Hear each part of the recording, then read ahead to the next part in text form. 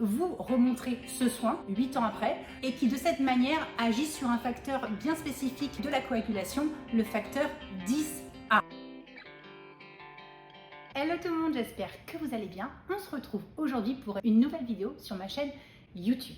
Récemment, je me suis baladée un peu sur ma chaîne et je suis retombée sur mes toutes premières vidéos, des vidéos toutes simples, assez brutes sur des soins qui ont parfois récolté plus d'1 million de vues. Ça m'a étonnée et je me suis dit, ces vidéos-là, elles datent de 8-9 ans. Je me contentais de vous montrer le soin comme ça, de façon brute, sans explication autour. Et je me dis, pourquoi est-ce que je ne reprendrais pas ces soins, faire une vidéo un petit peu plus construite, un petit peu plus élaborée, un petit peu plus complète, et vous remontrer ce soin 8 ans après.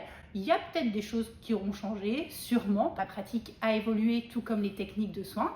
Ça permet de rafraîchir un petit peu cette vidéo, dépoussiérer un petit peu cette vidéo d'il y a 8 ans et de la compléter avec un apport théorique un petit peu plus complet. J'espère que ça va vous plaire. Aujourd'hui, on s'attaque à la vidéo la plus vue de ma chaîne parce que c'est un soin qu'on fait très régulièrement. Il s'agit de l'injection sous-cutanée. Donc aujourd'hui, on va parler spécifiquement des anticoagulants et plus spécifiquement de l'héparine de bas poids moléculaire. J'espère que ça va vous plaire et je vous laisse tout de suite avec la vidéo. L'héparine de bas poids moléculaire, c'est quoi?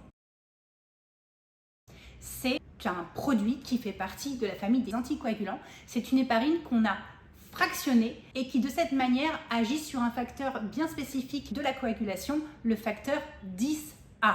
C'est une injection qui a une durée d'action très courte. Il y a 4 familles d'héparines de bas poids moléculaire. On a la daltéparine qui correspond à la fragmine, qu'on peut injecter 1 à 2 fois par jour. L'énoxaparine, le Lovenox, pareil, qu'on peut injecter 1 à 2 fois par jour. La nadroparine qui correspond à la fraxiparine, qu'on peut injecter pareil 1 à 2 fois par jour. La tinzaparine qui correspond à l'Inoeb, que elle, par contre, on n'injecte qu'une seule fois par jour. Savoir que cette famille, c'est posologie, c'est le médecin qui décide quel anticoagulant il prescrit, quelle famille, quel produit, quel dosage, quelle fréquence, 1 à 2 fois par jour dans le cas de ceux où on peut aller jusqu'à 2 fois par jour, et surtout leur durée. C'est une prescription médicale.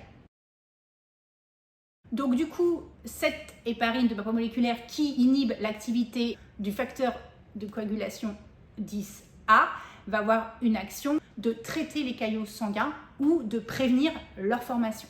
C'est pour ça qu'on les prescrit dans des cas soit de prévention, notamment après des chirurgies, des actes de chirurgie généraux tels que la chirurgie orthopédique, la chirurgie abdominale, tout type de chirurgie. Comme le patient va être douloureux, va moins se mobiliser, il y a un risque thromboembolique qui est majoré et dans ces cas-là, on les prescrit. Mais elles sont également prescrites en curatif, notamment dans les accidents thromboemboliques, notamment dans malheureusement l'embolie pulmonaire. Donc à savoir que ces traitements ne sont pas anodins. Leur administration nécessite souvent une surveillance infirmière, bien entendu. Quand vous les administrez en préventif, il faut bien sûr surveiller l'apparition de manifestations qui peuvent vous faire penser à un accident thromboembolique. On surveille le pouls et la température pour surveiller qu'il n'y ait pas de dissociation pouls-température. On fait la dorsiflexion du mollet. On surveille les 2 jambes du patient. Si malheureusement elles gonflent, elles sont rouges, elles sont douloureuses, c'est des choses qui doivent nous alerter.